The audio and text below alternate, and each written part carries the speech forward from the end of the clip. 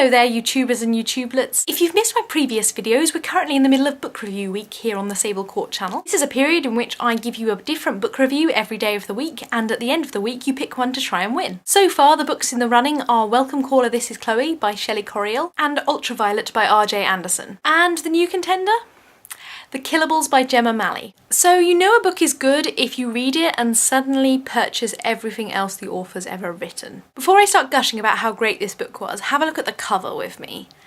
Isn't that stunning? It's so simple, yet so striking. Definitely the kind of book I would pick up off the shelf, and definitely a book that warrants such an awesome cover. In the future, everyone is good and everyone is happy. This is because, in the future, men have discovered the part of the brain from which evil thoughts come from, and now every baby that is born undergoes an operation to remove that part of the brain. Evie worries that something went wrong with her operation. She performs her job diligently, she obeys her parents, but evil thoughts keep occurring to her. She's been labelled a B, which is good.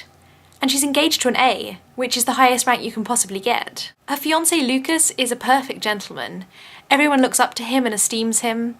Yet this doesn't stop Evie sneaking off every night to be with his brother Raffi. One day Evie finds out that Raffi has been labelled a K, the worst label there is. Ks are never seen again, because K stands for killable. Suddenly Evie has to find a way out of the city, and find out if there is life beyond the walls. And she has to question Lucas. Is he really the picture boy of the regime she always thought he was? Or is there something beneath the surface, something beneath the good boy image? It's time for Evie to learn what evil truly is. I really liked The Killables. I thought there was a brilliant pace to it.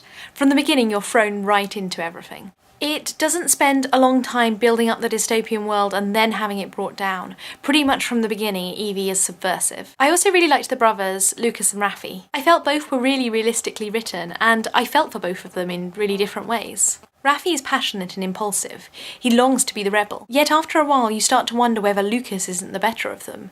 Lucas, although he seems to hide his emotions and opinions, does have them, and arguably he enacts them in much cleverer ways. My one fear about this book is it might be a bit too late. I've seen this book get a couple of tired reviews, and I wonder if it isn't just that we're at the end of the dystopian fad. I'll tell you now that as a reviewer I've read a lot of dystopians recently, and I'm starting to get just a little bit bored of them. Although I think this is a very, very strong story, I don't think there's anything particularly unique about it. If you just read The Hunger Games or one of the other teen dystopias that's out there at the moment, I recommend this.